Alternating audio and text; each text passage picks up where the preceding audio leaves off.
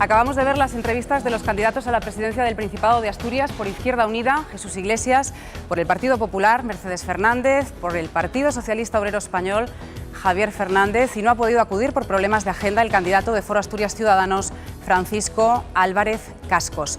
La jornada de reflexión empieza oficialmente esta medianoche. Será una jornada de reflexión una hora más corta por el cambio horario de la madrugada del sábado al domingo, y en estos momentos los partidos políticos apuran sus últimos actos, los de cierre de campaña electoral. Izquierda Unida lo hace en Mieres, el Partido Popular en Gijón, el Partido Socialista lo hace en Coyoto y Foro Asturias Ciudadanos en Luarca. Nosotros vamos a analizar precisamente este cierre de campaña fundamentalmente con periodistas y directores de medios de comunicación asturianos. Les presento a Íñigo Noriega, es el director del diario El Comercio. Buenas noches. También nos acompaña Nacho Menéndez del Campo, director de informativos de RTPA, Juan Carlos Cuesta, director de La Voz de Asturias, y Ángeles Rivero, directora de La Nueva España. Muy buenas noches y bienvenidos. Gracias por acompañarnos en esta última noche de campaña electoral. La primera pregunta, ya que son periodistas, en forma de titular, de valoración del conjunto de esta campaña electoral. Íñigo. Esperando a las urnas. Nacho. Yo creo que ha sido una campaña inédita que nos deja un final abierto, incierto. Yo diría que es tensa, intensa y poco necesario por lo que pueda pasar el domingo. Atípica, y confiemos en que sirva para despejar el panorama político de esta región.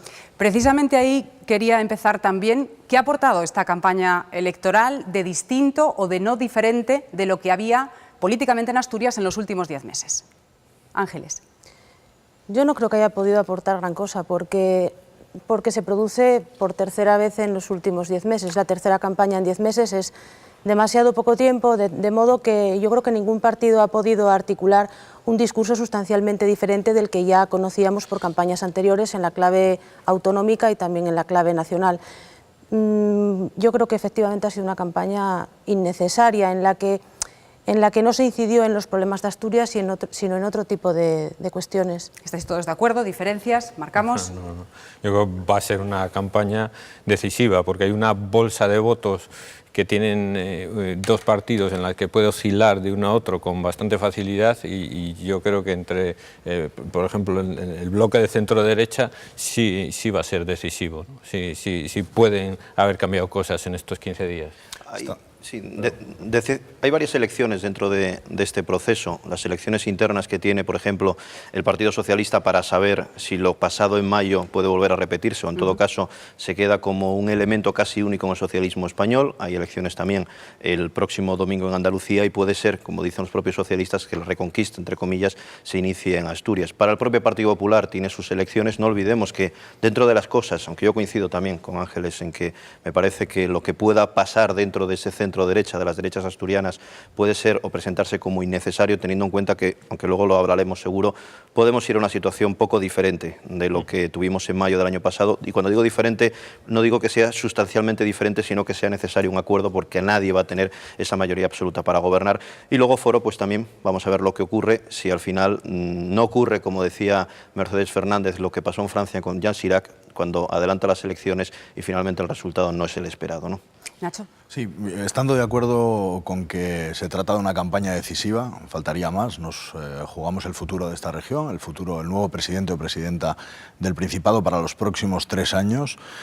También estoy de acuerdo en que es una campaña reiterativa. Es una campaña reiterativa en tanto en cuanto se presentan las mismas fuerzas políticas que se presentaron en mayo del año pasado y pese a pequeñas diferencias en el sentido, por ejemplo, y también lo abordaremos seguramente luego, de variables nuevas, de variables novedosas, como podría ser la entrada de UPyD en el Parlamento, yo creo que en cuanto a campaña, a programa de campaña de los partidos, ha sido más de lo mismo de lo que vivimos hace apenas 10 meses, porque no podía ser de otra manera. Precisamente tomando dos cosas que apuntabais, la que decía Juan Carlos de que pueden ser necesarios finalmente los pactos, al igual que lo hubieran sido en los últimos 10 meses, apuntando también lo que decía Íñigo de lo que se disputa en el arco de la derecha parlamentaria. En los últimos 10 meses no ha habido acuerdo. ¿Cuál puede ser el escenario a partir del día 26 en función del reparto de escaños entre las dos fuerzas del centro-derecha, Foro Asturias y Partido Popular?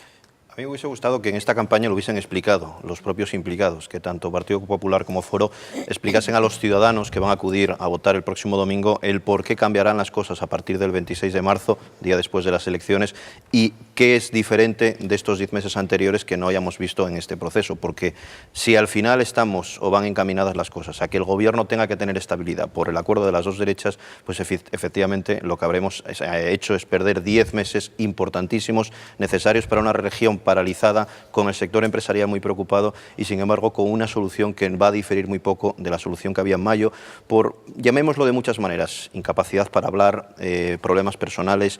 ¿Qué me gustaría a partir del 25 de mayo? Y hablo como ciudadano, pues me gustaría que esta región tuviese estabilidad, la estabilidad que no ha tenido durante estos 10 meses, por muchas razones y por diversas causas. Al final, todo se lleva a esa conclusión de que es el fracaso de la política, cuando la política es esencial para el gobierno de una región. Y aquí también me hubiese gustado en esas elecciones, por eso decía que veía ese fracaso de no saber el por qué tanto PP como Foro explicaron a los ciudadanos cuál es la causa que a partir del 26 de marzo es diferente a lo que fue durante 10 meses una situación de agonía en la política regional. Íñigo, ¿algún matiz a introducir? Sí, sea por las causas que sean, la situación ha sido fruto de las reglas de la política. Sí, sin duda, sin duda. Y es parte de lo que nuestro ordenamiento recoge, la posibilidad de que se pongan de acuerdo o no se pongan de acuerdo. En cierta medida, a los ojos de los ciudadanos resulta escandaloso en la situación en la que se encuentra España y Asturias, en la que no haya una solución consensuada, un acuerdo, un gobierno estable. Ahora, también es cierto, no es menos real, que había una situación de bloqueo institucional, independientemente de las causas por las que fueran. Y entonces, bueno, buscada la salida de las elecciones, más que anticipadas son repetidas, porque el periodo permanece siendo el mismo, nos encontramos con candidaturas distintas, algún candidato distinto, luego alguna cosa ha cambiado. La composición del Parlamento, sea cual sea el equilibrio de fuerzas, aunque se repita el equilibrio de fuerzas, va a ser distinta en cualquier caso, ¿no? Ángeles. Sí, efectivamente, hombre, hay novedades en las listas, sobre todo de algunos partidos, pero desde luego lo que aportan las encuestas que conocemos o que se han hecho es poca novedad. Es decir, el anticipo electoral es el reconocimiento del fracaso del juego democrático en la legislatura más corta que ha tenido esta autonomía, y no parece, quizá haya sorpresas, pero no parece que el resultado del próximo domingo permita albergar esperanzas de que eso pueda ser de mano diferente. Y yo particularmente, que por mi trabajo obviamente he seguido la campaña, no he visto que los partidos hayan explicado con claridad, la mayor parte de los partidos no han explicado con claridad qué están dispuestos a pactar o a negociar. Es decir, por poner un ejemplo ilustrativo, yo no sé si UPyD es más próximo a la izquierda o a la derecha, yo no tengo ni idea, no sé con quién puede pactar, y desde luego las encuestas también aportan o dibujan un escenario con resultados muy apretados, tanto entre bloques de derecha e izquierda como dentro de los dos partidos de la derecha, con lo cual todo queda muy abierto, no lo sé. Quizá convendría entonces analizar lo que apuntabais, las causas de la situación política que se ha vivido en Asturias en los últimos 10 meses, para intentar entender si esas causas siguen vigentes el día 25 y a posteriori para la formación de gobierno y de estabilidad de gobierno en Asturias, ¿no? Yo, teniendo en cuenta esas variables, incluso la de UPyD que apuntaba ella antes, y antes de responderte, María, si me lo permites, quería decir dos cosas. Una, que el acuerdo de gobierno, posible acuerdo de gobierno entre la derecha, va a depender fundamentalmente y exclusivamente de ellos, ¿no? Y otra, que yo pondría matices a la afirmación de que ha sido un fracaso de la democracia. La democracia incluye también alianzas contra natura, digamos, siempre que estén dentro de unos límites. Y la realidad de este Parlamento constituido en mayo de 2011 es que hay una mayoría absoluta que opina de manera diferente a lo que ha opinado el gobierno en minoría. Eso es lo que nos ha entendido, que lo que llamamos democracia parlamentaria, y un poco recogiendo las palabras que decía Íñigo, aquí estamos acostumbrados siempre a gobernar con mayoría absoluta. En el caso en el que no se dé ese supuesto, parece que todo se viene abajo y se habla de bloqueo institucional al simple hecho de que la mayoría de la Cámara, la mayoría que no olvidemos tenía Partido Socialista, Partido Popular e Izquierda Unida, mayoría que podían haber pactado Partido Popular y Foro con sus 26 diputados y haber dado una estabilidad, pues por las razones que fueran, al final eso no se llegó a plasmar. Pero al final, cuando hablamos de fracaso, era fracaso de esa democracia que al final 2 y 2 suman 4 y todo lo que sea pasar de 23 significa tener la mayoría. Desde el mes de julio, cuando ya se iniciaron las negociaciones para formar el gobierno, recuerdo 2 largas reuniones que apuntaban a que iba a haber posibilidad de gobierno y no hubo acuerdo. Posteriormente, con los presupuestos hemos vivido más de lo mismo. Es decir, lo que no nos acabamos de acostumbrar es que sin mayorías también se debe gobernar, y es lo que nos ha hecho en este periodo. Ángeles. Sí, fracaso es, desde mi punto de vista, que en un momento tan delicado como el que vivimos, pues sea imposible tener un gobierno estable. Eso, con todas las causas, todos los matices y todas las cuestiones que se quieran plantear, eso no es normalidad. Y yo creo que eso no solamente no conviene, sino que es que no nos lo podemos permitir. Luego, yo creo que los asturianos decidiremos el domingo lo que decidamos, y a partir de ahí pues hay que esperar que los políticos puedan estar a la altura y hacer con esos resultados que nosotros vamos a, con esas decisiones que los asturianos vamos a tomar, o esos votos que vamos a emitir, hacer lo que hay que hacer, que es gobernar, sencillamente. Si se da el escenario de que sumen mayoría los partidos del centro-derecha, venimos de 10 meses en los que Foro, con mayoría sobre el grupo del Partido Popular, no ha llegado a acuerdos. Si se invierten los papeles y los números, ¿veis viable un acuerdo PP con más escaños en la Junta General del Principado con Foro con menos escaños que el Partido Popular? Yo creo que es difícil hacer un pronóstico al respecto, pero de la misma forma que si Foro obtiene más escaños y más votos que el Partido Popular. Y creo que es difícil porque tendríamos que determinar previamente cuál es el origen del conflicto. Si se trata de una discrepancia política que a priori, teniendo en cuenta sus programas electorales, parece que no, o si se trata de una discrepancia personal, con lo cual ya sería una situación más insalvable, ¿no? Y de todas formas, aunque debemos tener en cuenta, y ellos nos lo han pedido también, que la renovación del Partido Popular, no solo de su cabeza de lista, sino también de la candidatura de los aspirantes a diputados, ha sido importante. El presidente Álvarez Cascos, en una entrevista en esta misma casa anoche, todavía decía que reconocía que el Partido Popular Nacional y la composición del actual Gobierno de España habían tenido mucho que ver en que no se alcanzase un acuerdo con el Partido Popular en Asturias, ni presupuestario ni de gobierno. Y el Partido Popular de Madrid sigue siendo el mismo que teníamos antes de las elecciones de mayo y hemos tenido durante este periodo. ¿Compartís ese análisis en cuanto a las relaciones de Foro Asturias con el Partido Popular en los dos ámbitos, el de Asturias y el de nacional, el de España? Yo rescato el argumento con el que empezaba. Tendrían que explicarnos qué ha pasado, qué ha variado en estos 10 meses para que así fuese. Yo creo que si el PP es quien está por delante y el PSOE y Izquierda Unida no alcanzan esos 23 diputados, sí habría acuerdo. Sí veo al PP más dispuesto a pactar con Foro. Lo que no tengo muy claro es lo que Foro puede hacer. Lo que haya pasado en esta campaña, que ha sido tensa, además con cruces de declaraciones también importantes. No olvidemos que acusaron a Mercedes Fernández de ser la delegada del 11M. Esta mañana todavía la propia Mercedes Fernández pues bueno, venía a decir que Cascos había dejado de ser previsible, o el Cascos que se conocía ya no era el mismo Cascos. Pero en política, por desgracia, estamos acostumbrados a que vale todo, y al final, donde dije digo, digo Diego, y lo que podríamos ver el 26 de marzo sería una situación que, por el bien supuestamente de los asturianos, esos 10 meses quedan olvidados en un cajón, y puede haber un pacto que por otra parte es lógico y es lo que necesita esta región, que es estabilidad fundamentalmente. Íñigo. Digamos que dado que se trata de una segunda oportunidad, yo tengo la intuición de que habría un acuerdo, sea cual fuera el resultado. Porque bueno, sería muy difícil de explicar que no hubiera un acuerdo.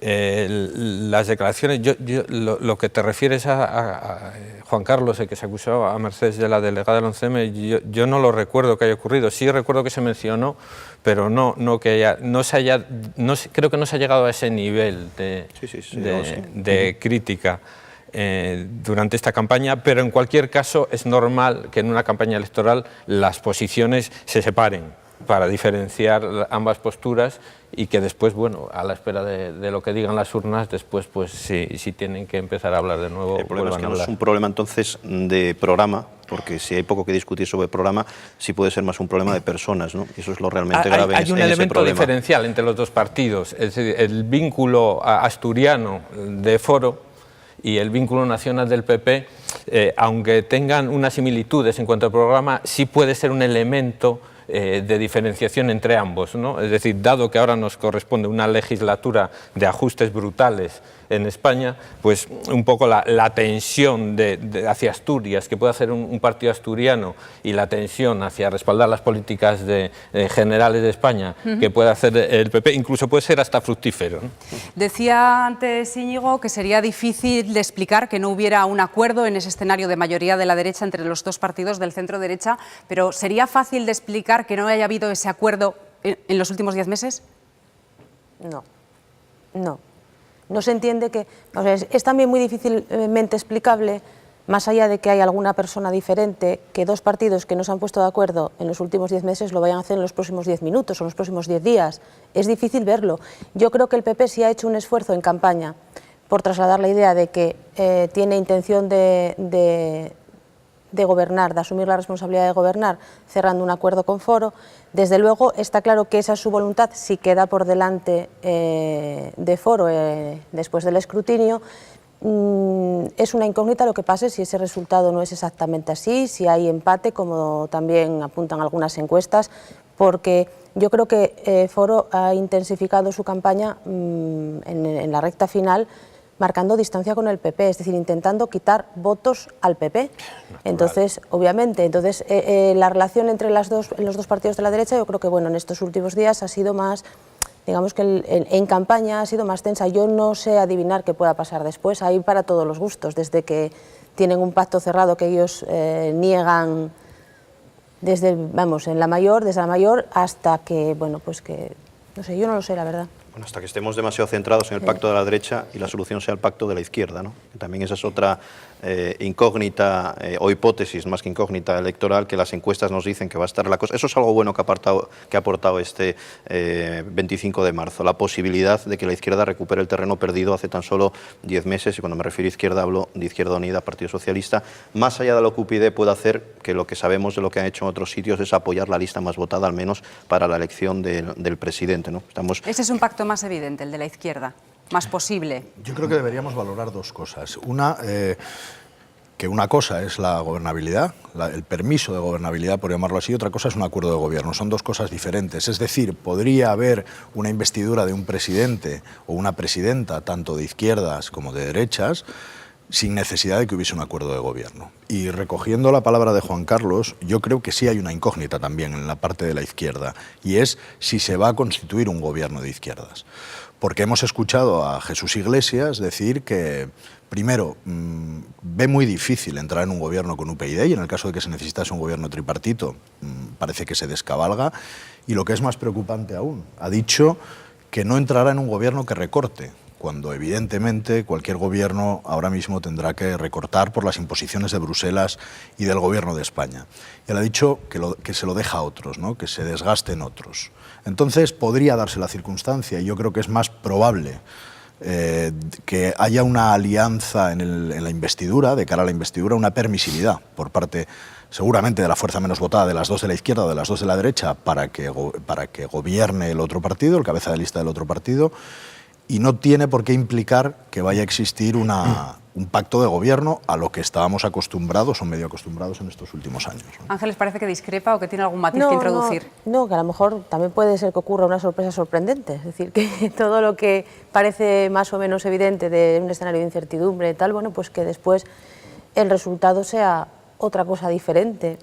Hay un porcentaje en los sondeos previos a las elecciones de voto indeciso significativo, y también se baraja incluso un porcentaje de voto oculto que podría estar incluso sobre el 20%, que es una cifra abultada para una encuesta preelectoral. ¿Creéis que puede decantar un resultado definitivo? Sin ninguna duda. Sin duda, sí. Sin ninguna. Hay voto oculto y hay también un voto muy móvil entre las fuerzas de la derecha. Sí, y no solo derecha, sino incluso de trasvase de votantes de izquierda que en su día votaron a Foro, o al revés, votantes de Foro que ahora busquen opciones o bien en el Partido Popular o bien en el propio Partido Socialista. Pero ahora a última hora sería más difícil, ese sería un voto ya decidido, pero a última hora dentro de los dos de centro-derecha yo creo que sí sería posible. Volver ahora de Foro, por ejemplo, al PSOE, le quitó 6 diputados en las anteriores elecciones, eso yo creo que sería una decisión ya previa, ¿no? Yo creo que el voto oculto y la participación por terminar, van a ser determinantes. Tanto el voto oculto, que ahora mismo no se sabe a quién va a ir, y que supuestamente podría ser un voto más socialista por aquello de no haberlo escenificado previamente, pero yo no descarto que sea un voto también de Foro Asturias, y en función de la participación, dada la polarización que va a tener este Parlamento y que ha tenido ya en esta legislatura, en esta breve legislatura, van a ser determinantes. ¿Y existe un voto ideológico, un voto que podríamos decir incluso útil en esta convocatoria, quizá más marcado que en otras convocatorias por aquello de que son unas elecciones anticipadas y venimos de 10 meses de dificultades de gobierno y de estabilidad parlamentaria? ¿Existe ese voto útil entre los indecisos o...? Lo veo más como un voto casi de castigo, de rechazo, más que un voto ideológico, teniendo en cuenta que lo que se produce de novedad en esta y en las anteriores es la entrada de 3 partidos, 3 grandes formaciones al menos, con posibilidad de gobernar, como es Partido Socialista, Foro y Partido Popular. En este caso veo más esa opción y menos la del voto que viene a la derecha, porque al final lo que está claro es que la derecha tuvo la oportunidad de gobernar estos 10 meses y no ha gobernado, con lo cual ese es el mejor ejemplo que los votantes pueden analizar de cara a las elecciones del próximo domingo, pero que en todo caso veo quizás menos contundente y sobre todo en una convocatoria regional con estas características el que se pueda apelar al voto de la izquierda o cuidado que viene a la derecha, aunque se ha utilizado lógicamente en esta campaña a lo largo de estos días que hemos visto. Una campaña que también da que hablar por la bajeza moral de algunos de los argumentos empleados y por la utilización rastrera en muchos casos que se ha hecho de los medios de comunicación. Ahí íbamos en este preciso instante. Quería preguntaros si ha sido una campaña más difícil para los medios de comunicación en Asturias o solo en algún sentido. Os pido que lo valoréis. Todas las campañas son complicadas para los medios porque bueno, pues se siente mucho la presión de los partidos encima y tal, pero bueno, yo creo que en nuestro caso ni más ni menos difícil que en otras ocasiones. Ayer en el plató de debate en Trenta se aludía a las trincheras, había quien apuntaba que había sido una campaña de trincheras para los medios de comunicación, matizábamos, bueno, en las trincheras uno o se pone o lo ponen, no está muy claro. Os pregunto por esto también. Yo represento un medio que no ha tenido entrevistas de 2 de los 4 candidatos, lo cual me parece una falta de ejemplo en democracia, ya que estamos hablando y nos gusta tanto hablar de la fiesta de la democracia que son las elecciones. Evidentemente eso depende de la línea estratégica y argumental, en este caso de Partido Popular y Foro, que han decidido no acudir a nuestro medio. Estamos muy poco acostumbrados a debatir en esta región y cuando debatimos, cuando se dicen las cosas, al final procuramos matar en muchas ocasiones al mensajero o vincular al mensajero como la causa de todos los problemas. Lo hemos visto en TPA, lo hemos visto con otros medios que sufren presiones dentro de lo que es un juego político, que a veces no medimos las consecuencias, y a mí personalmente, como profesional, en este caso como director de un medio con 40 personas trabajando, 40 profesionales que pueden tener una línea u otra, pero al final son profesionales de ese trabajo que llamamos periodismo, pues yo me siento un poco decepcionado por lo que ha ocurrido en esta campaña electoral. Sí, ha sido una campaña, desde mi experiencia o mi vivencia, ha sido una campaña sin precedentes. Afortunadamente no teníamos precedentes de lo que ha pasado en esta campaña, que ha sido, hemos vivido con gran intensidad por las coacciones recibidas y por la manipulación de ciertos argumentos. Es decir, en esta campaña se han retorcido argumentos intentando trasladar en algunos casos una realidad paralela. Es decir, se ha intentado, por ejemplo, no responder a una entrevista, por ejemplo, para después contar que en realidad esa persona que no quiere responder a la entrevista era vetada por un medio, cuando, que yo sepa, ningún medio de comunicación asturiano ha vetado a ningún candidato ni a ningún partido en esta campaña, que yo sepa. Entonces, sí hemos escuchado en la campaña que por parte de algunos candidatos, de algún candidato en concreto, que bueno, pues que habían sido ninguneados, y eso no es cierto. Sencillamente eso es mentira. ¿Han sido parte de la campaña, de los argumentos de campaña, medios de comunicación como La Nueva España, como RTPA? Sí, recogiendo tu pregunta anterior, para nosotros sí ha sido una campaña más difícil. Y no ha sido una campaña más difícil en el ámbito político. No ha sido una campaña más difícil, perdón, en cuanto a haber sufrido una presión política que afortunadamente la televisión pública asturiana no ha sufrido, al menos en los 2 años y medio que yo llevo en ella, y me consta por la empatía que tenemos y lo que nos conocemos de antes, que tampoco ha sido así. Pero ha sido una campaña muy difícil porque hemos tenido que hacerla fundamentalmente con mucha gente que trabaja en serias dificultades, que lleva meses sin cobrar y que aún así está haciendo un esfuerzo porque podamos salir adelante cada día con profesionalidad, con rigor. Y esas circunstancias sí son muy complejas. Sí es muy complicado estimular y animar y ayudar a una redacción que flaquea, primero porque tiene compañeros o ellos mismos están en esas circunstancias, y segundo, y no menos importante, porque tienen una incertidumbre laboral de futuro que les condiciona en el día a día. Ha sido mucho más difícil que la campaña de las anteriores elecciones autonómicas, sin duda. Ángeles. Yo creo que ha faltado respeto a la tarea que cumple cada uno de los agentes que tienen participación en una campaña electoral, unos participando, haciendo la campaña como candidatos o tal, y nosotros pues simplemente dando traslado a nuestros lectores, a los oyentes o telespectadores, según el medio, de lo que ocurre en esa campaña. Una cosa que es tan normal, tan obvia en una democracia, pues esto aquí se ha visto comprometido, y es una lástima, por no decir otra cosa peor. En nuestro caso, vamos a ver, en el comercio han venido a ser entrevistados todos los candidatos, pero desde luego en un periódico y en el comercio es como funcionamos, hacemos un esfuerzo de pluralidad enorme, porque la pluralidad no solo llega, la pluralidad se fabrica. Como el resto de medios, sí. No solo dando... Igual, claro, yo estoy diciendo cómo funcionamos, no estoy en este caso contraponiendo nada a nadie. No solo a los grandes partidos, sino también a otras opciones que están en el arco de las opciones políticas y que probablemente nunca tengan un sitio en el... Quizá el hecho de que con el mismo esfuerzo en unos sitios sí se cumpla ese abanico de mayor pluralidad y en otros sitios no, también es significativo de alguna forma, ¿no? Os pido que lo valoréis. La pluralidad no es síntoma o no es sinónimo de presencia en los medios de comunicación. Al final podemos discrepar si una noticia se puede dar a 5 columnas, a 4, a 3 o un breve. Lo que no podemos discutir o no deberíamos discutir es si esa noticia cuenta lo que yo quiero que tú cuentes o esa noticia cuenta otras cosas diferentes. Al final es que cambiamos la presencia, como cuando estábamos, y yo tiempo atrás, sabéis que estuve también en un medio público, en esta casa, la única supervisión profesional que se hacía es a base de cronómetro. Esa tiranía que es antiprofesional, que la marca la Junta Electoral. Que la marca la Junta Electoral, es cierto, pero que va en contra de criterios profesionales y periodísticos, supuestamente pensando que eso vulnera no sé qué, teóricamente, ataques a los políticos, y al final de la campaña no importa el que se haya hecho con más o menos rigor el trabajo, sino lo único que importa es quién está por delante, un minuto arriba, un minuto abajo. Eso yo creo que denigra un poco el trabajo que presumimos defender. También demuestra que somos muy poco corporativos, lo estamos viendo en este y en otros muchos ejemplos, y que al final lo que tiene que estar por encima es la profesionalidad, guste más o guste menos el medio. Yo siempre lo he dicho en nuestra situación, que hemos sufrido ataques en la campaña. Seguro que muchos van a decir que merecidos. Si yo no disculpo, no es que no disculpe, sino que yo no cuestiono que la gente pueda leer o deje de leer, o pueda ver la tele, o pueda escuchar una radio, pueda leer la Nueva España, o pueda leer El Comercio. La pluralidad consiste en tener sitios donde la gente puede opinar y decir las cosas que no dice la mayoría.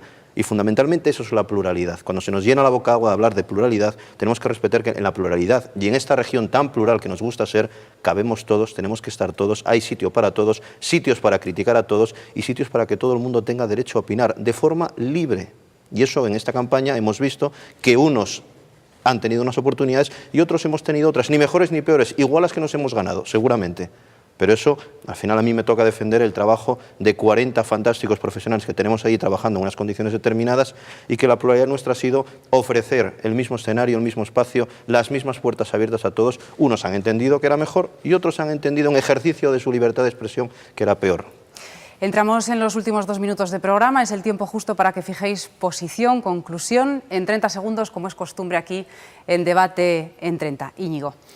Bueno, yo creo que en la jornada de mañana se dilucidará una cuestión muy importante que fundamentalmente va a ser cómo se crea el equilibrio de fuerzas que luego dé lugar al pacto de gobierno, bien entre las fuerzas de centro-derecha o bien entre las fuerzas de izquierda. Nacho. Pues yo solamente espero, deseo y contribuiré con mi modesta participación, que es mi voto el próximo domingo, a que suceda lo que suceda en las urnas, sea bueno para Asturias, y no solo sectorial, individual, incluso corporativamente, como hemos estado hablando aquí, sino que yo creo que en este contexto en el que nos encontramos no podemos permitirnos más pérdidas de tiempo. Juan Carlos, Asturias necesita avanzar, necesita recuperar el oxígeno, necesita recuperar el pulso, necesita recuperar también parte de esa libertad de expresión perdida, y yo lo que solo pido es que la gente vaya a votar lo que crea en conciencia, lo más justo, pero que se dé estabilidad una vez después de 10 meses de relativa o gran inactividad en esta región. Ángeles. Yo termino como empecé, los asturianos tenemos la última palabra el domingo y confío en que esa palabra que vamos a tener sirva para alumbrar un escenario de estabilidad que permita trabajar para sacar a Asturias de la situación en la que se encuentra. Íñigo, Nacho, Juan Carlos, Ángeles, muchísimas gracias por acompañarnos en esta última noche electoral, a la espera de la jornada de reflexión y de las votaciones del próximo domingo. Gracias a ustedes, un día más. El lunes nos vemos de nuevo a las 9:30, después de la segunda edición de TPA Noticias. Acuérdense de cambiar la hora, la madrugada del sábado al domingo. Adiós.